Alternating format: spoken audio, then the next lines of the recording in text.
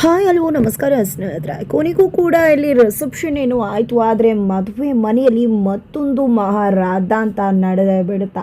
ಏನಾಯಿತು, ಏನು ಕಥೆ ಇದು ಎಲ್ಲವನ್ನ ಕೂಡ ತಿಳ್ಕೋಬೇಕು ಅಂದರೆ ಈಗಲೇ ನಮ್ಮ ಈ ಚಾನಲ್ನ ಸಬ್ಸ್ಕ್ರೈಬ್ ಮಾಡಿ, ಹಾಗೆ ಈ ಒಂದು ವಿಡಿಯೋವನ್ನು ಪೂರ್ತಿಯಾಗಿ ನೋಡೋದನ್ನು ಯಾವುದೇ ಕಾರಣಕ್ಕೂ ಕೂಡ ಮರಿಬೇಡಿ. ಇಲ್ಲಿ ನಂದ ಅವರು ಅವರ ಮಗ ಮಾಧವನ ಮದುವೆನ ಅದ್ದೂರಿಯಾಗಿ ಮಾಡಬೇಕು ಅಂತ ಕನಸನ್ನು ಕಂಡಿದ್ರು.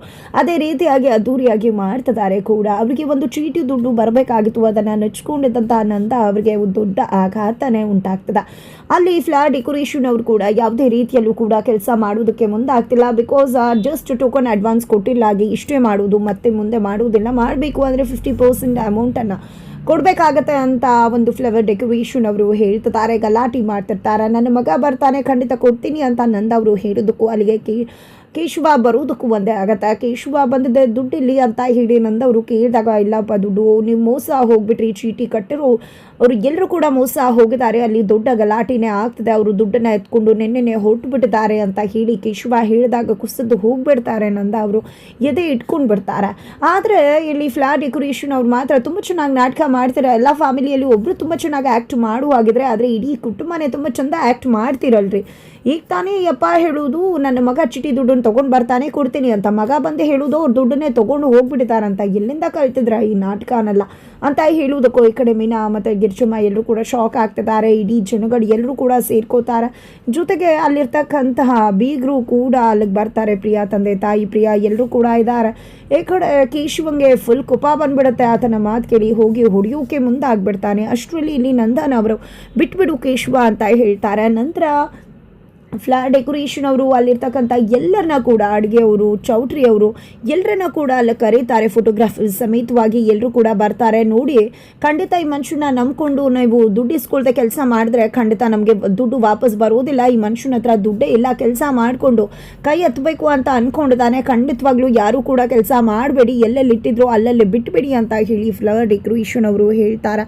ಇದನ್ನು ಕೇಳಿಸ್ಕೊಂಡಂತಹ ಎಲ್ಲರೂ ಕೂಡ ಶಾಕ್ ಆಗ್ತಾರೆ. ತದನಂತರ ನಂದ ಅವರಂತೂ ಮದುವೆ ನಿಂತೇ ಹೋಯಿತು ಅಂತ ಗಾಬರಿ ಆಗ್ತಿದ್ರೆ, ಅಲ್ಲಿರ್ತಕ್ಕಂಥ ಅಡುಗೆ ಭಟ್ರು ಸುಮ್ಮನೆ ರಾಯ ಸಾಕು, ಸುಮ್ಮನಿರು, ಎಷ್ಟು ಮಾತಾಡ್ತೀಯ, ನೀನು ಮಾತಾಡಿದ ಮಾತೆಲ್ಲ ಅಷ್ಟೊತ್ತಿಂದ ಕೇಳಿಸ್ಕೊತಾನೆ ಇದ್ದೀವಿ, ನೀನು ಹೇಳಿದೆ ಅನ್ನೋ ಮಾತ್ರಕ್ಕೆ ನಾವೆಲ್ಲ ಬಿಟ್ಟು ಹೋಗ್ತೀವಿ ಅಂದ್ಕೊಂಡಿದ್ದೆ. ಖಂಡಿತವಾಗ್ಲೂ ಯಾವುದೇ ಕಾರಣಕ್ಕೂ ನಾನು ಬಿಟ್ಟು ಹೋಗೋದಿಲ್ಲ. ನಂದಣ್ಣ ಎಂಥ ಮನುಷ್ಯ ಅಂತ ಗೊತ್ತದ, ಅವನು ನಮಗೆ ದುಡ್ಡು ಕೊಡೋದು ಇದ್ರೂ ಪರವಾಗಿಲ್ಲ, ಅವ್ನ ಕೆಲಸನ ನಾವು ಮಾಡಿಕೊಡ್ತೀವಿ ಅಂತ ಹೇಳಿ ಹೇಳ್ತಾರೆ. ಈ ಕಡೆ ಫೋಟೋಗ್ರಾಫರ್ ಕೂಡ, ಹೌದು ನಾನು ಮಾಡಿಕೊಡ್ತೀನಿ, ನಿಜಕ್ಕೂ ನಾನು ಇವತ್ತು ಈ ಒಂದು ಕ್ಯಾಮ್ರಾಮನ್ ಆಗಿದ್ದೀನಿ ಅಂದರೆ ಅದಕ್ಕೆಲ್ಲ ಕಾರಣನೇ ನಂದಣ್ಣ. ಅವತ್ತು ನನಗೆ ಫೋಟೋಗ್ರಫಿ ಇಷ್ಟ ಅಂತ ಹೇಳಿ ಅವ್ರದ್ದೇ ದುಡ್ಡಲ್ಲಿ ನನಗೆ ಕ್ಯಾಮ್ರಾವನ್ನು ತಗೊಂಡ್ರು. ಇವತ್ತು ನಾವು ಜೀವನ ಮಾಡ್ತಿದ್ದೀವಿ ಅವರ ಹೆಸರು ಹೇಳ್ಕೊಂಡು. ಖಂಡಿತವಾಗ್ಲೂ ಇವತ್ತೆಲ್ಲ ಯಾವತ್ತೂ ಕೂಡ ನಾನು ನಂದಣ್ಣನ ಹತ್ರ ದುಡ್ಡು ತೊಗೊಳ್ಳೋದಿಲ್ಲ, ಅಳಿಲು ಸೇವೆ ಅಂದ್ಕೊಂಡು ಮಾಡಿಬಿಡ್ತೀನಿ ಅಂತ ಹೇಳ್ತಾರೆ. ಹಾಗೆ ಚೌಟ್ರಿ ಅವ್ರು ಕೂಡ, ಇಲ್ಲ ನಂದ ಅಣ್ಣ ಎಂಥ ಮನುಷ್ಯ, ಅಣ್ಣನ ಹತ್ರ ಖಂಡಿತ ದುಡ್ಡನ್ನು ತೊಗೊಂಡೇ ನಾನು ಚೌಟ್ರಿ ಕೊಡಬೇಕು ಅಂತೇನಿಲ್ಲ, ಅಣ್ಣ ಯಾವಾಗಾದರೂ ಕೊಡ್ಬೋದು, ಕೊಡದೆ ಕೂಡ ಇರ್ಬೋದು, ನಾನು ಕೂಡ ದುಡ್ಡನ್ನು ತೊಗೊಳ್ಳೋದಿಲ್ಲ ಅಂತ ಹೇಳ್ತಾರೆ. ಏನು ಇಷ್ಟೊಂದೆಲ್ಲ ಮನುಷ್ಯತ್ವ ಅದು ಇದು ಅನ್ಕೋ ಹೋದರೆ ನೀವು ನಾಮ ಹಾಕೋತೀರಾ ಹಾಗೆ ಹೀಗೆ ಅಂತ ಹೇಳಿ ಫ್ಲಾಟ್ ಡೆಕೋರೇಷನ್ ಅವರು ಹೇಳಿದ್ರು. ಎಲ್ಲರೂ ಕೂಡ ಆತನಿಗೆ ತಿರುಗಿ ಬೀಳ್ತಾರೆ. ನೀವೇನಾದರೂ ಮಾಡ್ಕೊಳ್ಳಿ, ನಾನಂತೂ ಅಡ್ವಾನ್ಸ್ ಇಲ್ಲದೆ ಕೆಲಸ ಮಾಡೋದೇ ಇಲ್ಲ ಅಂತ ಹೇಳ್ತಾರೆ. ನಂತರ ಕೇಶವ ಸ್ವಲ್ಪ ನಿಂತ್ಕೊಳ್ಳಿ, ದಯವಿಟ್ಟು ನನ್ನ ಕ್ಷಮಿಸ್ಬಿಡಿ, ಆ ರೀತಿ ನಿಮಗೆ ಹೊಡೆಯೋಕೆ ಬಂದದಕ್ಕೆ, ಆದರೆ ನನ್ನಪ್ಪ ಏನು ಅನ್ನೋದನ್ನ ತಿಳ್ಕೊಂಡು ಮಾತಾಡಿ ಅಂತ ಹೇಳಿ ಮೊದಲು ಇಲ್ಲಿಂದ ಹೊರಡ್ತಾ ಇರ್ಬೋದು ಅಂತ ಹೇಳಿ ಮರ್ಯಾದೆಯಿಂದನೇ ಕಳಿಸ್ಕೊಡ್ತಾರೆ. ನಂತರ ಫ್ಲಾಟ್ ಡೆಕೋರೇಷನ್ ಅವರು ಹೋಗ್ಬಿಡ್ತಾರೆ. ನಂತರ ಅಣ್ಣ ಏನು ಯೋಚನೆ ಮಾಡಬೇಡ, ಮದುವೆ ಅಂತೂ ಸಕ್ಕದಾಗಿ ನಡೆಯುತ್ತೆ ಅಂತ ಅಡುಗೆ ಭಟ್ರು, ಫೋಟೋಗ್ರಾಫರ್ ಎಲ್ಲರೂ ಕೂಡ ತಮ್ಮ ತಮ್ಮ ಕೆಲಸಕ್ಕೆ ಹೋಗ್ತಾರೆ. ಈ ಕಡೆ ನಂದ ಅವರ ಒಂದು ಜನನ ನೋಡಿದ್ದ ನಿಜಕ್ಕೂ ಕೂಡ ಪ್ರಿಯಾ ಅಪ್ಪ ಅಮ್ಮ ಕಣ್ಣು ತುಂಬ್ಕೋತಿದ್ದಾರೆ, ಎಂಥ ಒಳ್ಳೆ ಜನ ಇವರು ಅಂತ ಹೇಳಿ. ಆ ಕಡೆ ನಂದ ಹೋಲ್ ಫ್ಯಾಮಿಲಿ ವಲ್ಲಭ ಮತ್ತು ಅಮ್ಮನ ಬಿಟ್ಟು ಎಲ್ಲರೂ ಕೂಡ ನಂದ ಅವರನ್ನು ಅಪ್ಕೋತಾರೆ, ಕಣ್ಣೀರು ಹಾಕ್ತಾರೆ.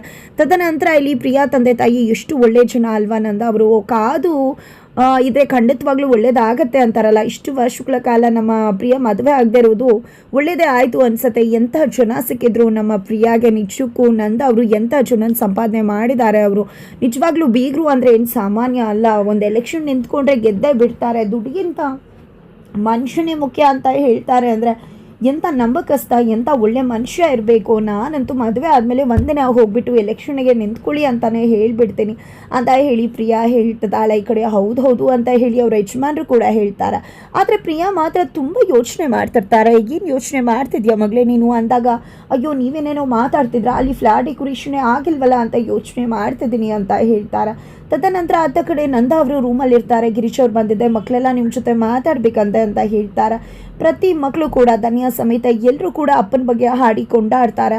ಅಪ್ಪನ ಒಳ್ಳೆಯವರು ಅಂತ ಹೇಳಿ ಅಂಗಡಿಗೆ ಬಂದವ್ರಿಗೆಲ್ಲ ಹೇಳ್ತಿದ್ರು, ಖುಷಿ ಆಗ್ತಿತ್ತು. ಆದರೆ ಇವತ್ತು ದುಡ್ಡಿಗಿಂತ ನಮಗೆ ನಂದಣ್ಣ ಮುಖ್ಯ ಅಂತ ಹೇಳಿದ ಮೇಲೆ ನನ್ನ ಅಭಿಮಾನ ಮತ್ತಷ್ಟು ಜಾಸ್ತಿ ಆಯ್ತಪ್ಪ ಅಂತ ಹೇಳ್ತಾರೆ. ರಕ್ಷಾ ಕೂಡ ಬಂದು ನಿಮ್ಮಂತ ಅವರು ನನಗಪ್ಪ ಅನ್ನಿಸ್ಕೊಳ್ಳೋಕೆ ನಂಗೆ ಖುಷಿ ಆಗತ್ತೆ ಅಂತ ಹೇಳ್ತಾರೆ. ಈ ಕಡೆ ಮೀನಾ ಕೂಡ ಯಾವಾಗಲೂ ಕೇಶವ ನಮ್ಮಪ್ಪ ಹಾಗೆ ಹೀಗೆ ಅಂತ ಹೇಳ್ತಿದ್ದ, ಯಾರಿಗೂ ಇಲ್ದಿರೋ ಅಪ್ಪ ಇದ್ದಾರಾ ಅಂತ ಅನ್ಕೋತಿದ್ದೆ. ಬಟ್ ನಿಮ್ಮ ಮನೆಗೆ ಬಂದಮೇಲೆ ಗೊತ್ತಾಯಿತು ಮಾವ ನೀವು ಎಂಥವ್ರು ಅಂತ ಮೀನಾ ಕೂಡ ಹೇಳ್ತಾಳೆ. ಈ ಕಡೆ ಮಾಧವ ಅಂತೂ ಅಪ್ಪ ಯೋಚನೆ ಮಾಡಿಬಿಡಿ, ಕಷ್ಟಪಟ್ಟು ನೀವು ದುಡ್ಡು ಕಟ್ಟಿದ್ರೆ ಖಂಡಿತ ಅದು ಸಿಗುತ್ತೆ, ನಮ್ಮ ಬಾಸ್ಗೆ ಅವರ ಪರಿಚಯ ಇದೆ, ಹೇಗಾದರೂ ಮಾಡಿ ಹುಡ್ಕಿಸ್ಕೊಡ್ತಾರೆ ಅಂತ ಹೇಳ್ತಿದ್ದಾರೆ. ಇದೆಲ್ಲದರ ನಡುವೆ ಆ ಕಡೆ ಅಮ್ಮು ಕೂಡ ನನ್ನಪ್ಪ ಯಾವಾಗಲೂ ನಿಮ್ಮ ಬಗ್ಗೆ ತಪ್ಪಾಗೆ ಮಾತಾಡ್ತಿದ್ರು, ಆದರೆ ನೀವು 10 ಪೋಲಿಗಳಿಂದ ನನ್ನನ್ನು ಕಾಪಾಡ್ದಾಗಲೇ ಗೊತ್ತಾಯಿತು ನಿಮ್ಮಲ್ಲಿ ಎಂಥ ಒಬ್ಬ ಮನುಷ್ಯ ಇದ್ದಾನೆ ಅಂತ. ಅವತ್ತು ಶ್ರೀಕಂಠು ಅಣ್ಣ ನಂಗೆ ಹೊಡೆಯೋಕೆ ಬಂದಾಗ ನೀವು ಕಾಪಾಡಿದ್ರಲ್ವ, ಅಲ್ಲೇ ಗೊತ್ತಾಯಿತು ಅಂತ ಅವರು ಕೂಡ ಹೇಳ್ತಾರೆ. ಅದಕ್ಕೆ ಅಮ್ಮ ನಾನು ಆ ಮನೆ ಬಿಟ್ಟು ಈ ಮನೆಯಲ್ಲಿರೋದು. ಯಾವತ್ತೂ ನಂದಭಾವ ನನ್ನನ್ನು ಬೇರೆಯವ್ರ ಥರ ನೋಡಲೇ ಇಲ್ಲ, ನನ್ನ ಒಬ್ಬ ಮಗನಾಗಿ ನೋಡಿದ್ರು ಅಂತ ಹೇಳಿ ಅವರು ಕೂಡ ಕಣ್ಣು ತುಂಬ್ಕೋತಾರೆ. ನಂತರ ಇಲ್ಲಿ ನಂದ ಅವ್ರಿಗೆ ಆದರೂ ಕೂಡ ಆಲೋಚನೆ ಇದೆ, ಏನು ಮಾಡೋದು, ನನ್ನ ಮಗನ ಮದುವೆ ಧಾಮ್ ಧೂಮ್ ಅಂತ ಮಾಡಬೇಕು ಅಂದ್ಕೊಂಡಿದ್ದೆ, ಚೀಟಿ ದುಡ್ಡನ್ನೇ ನೆಚ್ಕೊಂಡಿದ್ದೆ ನಾನು ಅಂದಾಗ ಗಿರ್ಜಾ ಅವರು ಯಾಕ್ರಿ ಎಲ್ಲರೂ ಕೂಡ ಮಾಡಿಕೊಡ್ತೀನಿ ಅಂದ್ರಲ್ವ, ಇನ್ನೂ ಏನು ಯೋಚನೆ ಮಾಡ್ತಿದ್ರ ಅಂತ ಕೇಳ್ತಾರೆ. ಇನ್ನೂ ಕೂಡ ಫ್ಲಾಟ್ ಡೆಕೋರೇಷನೇ ಆಗಿಲ್ವಲ್ಲ ಅಂತ ಹೇಳ್ತಿರ್ಬೇಕಿದ್ರೆ ಏನು ಮಾಡೋಣ ಅಂತ ಅನ್ಕೋತಿರ್ತಾರೆ. ಅಷ್ಟರಲ್ಲಿ ಆಲ್ರೆಡಿ ಫ್ಲಾಟ್ ಡೆಕೋರೇಷನ್ ಆಗಿದೆ ಅಂತ ಹೇಳಿ ಅಂಗಡಿ ತಾತ ಬಂದು ಹೇಳ್ತಾರೆ. ಯಾರು ಮಾಡಿರ್ಬೋದು ಅಂತ ಎಲ್ಲರೂ ಕೂಡ ಆಚೆ ಬರ್ತಾರೆ. ಆ ಕಡೆ ಪ್ರಿಯಾ ತಂಗಿ ಕೂಡ ಫ್ಲಾಟ್ ಡೆಕೋರೇಷನ್ ಕಂಪ್ಲೀಟ್ ಆಗೋಯ್ತು ಅಂತ ಹೇಳಿ ಅವರನ್ನು ಕೂಡ ಕರ್ಕೊಂಡು ಹೋಗ್ತಾಳೆ. ಎಲ್ಲರೂ ಕೂಡ ನೋಡಿದ್ರೆ ಶಾಕ್ ಆಗ್ತಿದ್ದಾರೆ ಯಾರು ಮಾಡಿರೋದು ಅಂತ. ಬಟ್ ಅದು ಬೇರೆ ಯಾರು ಅಲ್ಲ, ಗೌರಿ ಕಲ್ಯಾಣದ ಸೀರಿಯಲ್ನ ಗೌರಿ ಎಂಟ್ರಿ ಕೊಟ್ಟು ಎಲ್ಲ ಫ್ಲಾಟ್ ಡೆಕೋರೇಷನನ್ನು ಕೂಡ ಕಂಪ್ಲೀಟ್ ಮಾಡಿದಾಳೆ. ಬಿಕಾಸ್ ಗೌರಿ ಕೂಡ ನಂದ ಅವ್ರಿಗೆ ತುಂಬಾ ಕ್ಲೋಸ್ ಇದ್ದಾರೆ. ಇವತ್ತು ಅವರು ಊಟ ಮಾಡ್ತಿದ್ದಾರೆ ಅಂದರೆ ಅದಕ್ಕೆಲ್ಲ ಕಾರಣ ನಂದ ಅವರೇ ಅನ್ನೋದನ್ನು ಗೌರಿ ತಂದೆ ಹೇಳಿದ್ದಾರೆ. ಹಾಗಾಗಿ ಗೌರಿಗೆ ನಿಜಕ್ಕೂ ನಂದ ಅವರ ಸಹಾಯವನ್ನು ನೆನಪು ಮಾಡಿಕೊಂಡು ಇಲ್ಲಿಗೆ ಬಂದು ಆ ಒಂದು ಫ್ಲಾಟ್ ಡೆಕೋರೇಷನನ್ನು ಕಂಪ್ಲೀಟ್ ಮಾಡಿಕೊಡ್ತಾರೆ. ನಂತರ ರಿಸೆಪ್ಷನ್ ಶುರು ಆಗತ್ತೆ. ಮಾಧವ ಮತ್ತು ಪ್ರಿಯಾ ಇಬ್ಬರು ಕೂಡ ಸ್ಟೇಜ್ ಮೇಲೆ ನಿಂತ್ಕೊಂಡಿದ್ದಾರೆ. ಈ ಕಡೆ ಮನೆಯವರೆಲ್ಲರೂ ಮಾಧವ ಮತ್ತು ಪ್ರಿಯಾನ ರೇಗಿಸ್ತಾರೆ. ತದನಂತರ ಕೆಳಗಡೆ ಬಂದಿದ್ದ ಅಲ್ಲಿ ರಿಸೆಪ್ಷನ್ ನಡೀತಾ ಇದೆ. ಎಲ್ಲ ಗಿಫ್ಟ್ಸ್ನ ಕೂಡ ಇಲ್ಲಿ ಪ್ರಿಯಾ ಅಮ್ಮನೇ ಪಕ್ಕಕ್ಕೆ ಇಟ್ಕೊತಿದ್ದಾರೆ.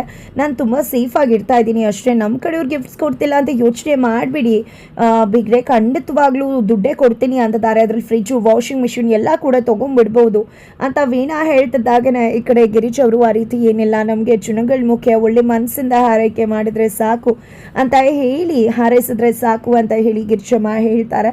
ಕೊನೆಗೂ ಇಲ್ಲಿ ಮಾಧವ ಪ್ರಿಯಾ ಒಂದು ರಿಸೆಪ್ಷನ್ ಅದ್ದೂರಿಯಾಗಿ ನೆರವೇರಿ ಬಿಡ್ತು ಅಂತ ಹೇಳ್ಬೋದು. ಬಟ್ ಬೆಳಗ್ಗೆ ಆಗ್ತಿದ್ದಾಗೆ ಮದುವೆ ಮನೆಯಲ್ಲಿ ಪ್ರಿಯಾ ಕಾಣಿಸ್ತಿಲ್ಲ. ಬಿಕಾಸ್ ಶ್ರೀಕಂಠನೇ ಪ್ರಿಯಾನ ಕಿಡ್ನಾಪ್ ಮಾಡಿದ್ದಾರೆ, ಬಿಕಾಸ್ ಮದುವೆ ನಿಲ್ಲಿಸಬೇಕು ಅಂತ.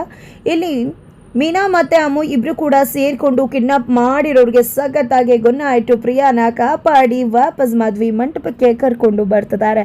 ಹಾಗಿದ್ರೆ ಹೇಗಾಗತ್ತಾ ಇದೆಲ್ಲ ತಿಳ್ಕೊಬೇಕು ಅಂದರೆ ಮುಂದಿನ ವಿಡಿಯೋಗೆ ವೆಯ್ಟ್ ಮಾಡೋದನ್ನು ಮರಿಬೇಡಿ.